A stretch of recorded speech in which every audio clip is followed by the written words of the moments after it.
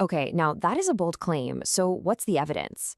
Well, this perspective moves beyond just social commentary and points directly to statistics, arguing that the data tells a story that the mainstream narrative often chooses to ignore.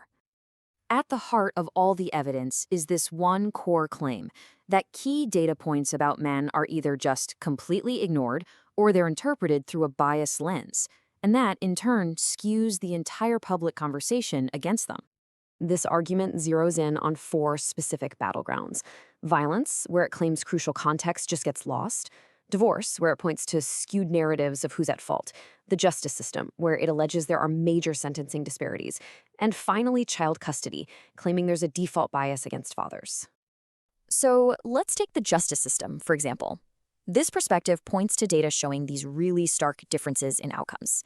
Using charts just like this one, it argues that for basically the same offense, men often get harsher sentences, and it presents this as hard evidence of a systemic bias. And it's a very similar argument when you look at child custody. Statistics like these are used to claim that the outcomes are not balanced, but instead show a really strong default bias. This is held up as another example of how men's roles, in this case as parents, are being devalued by our institutions.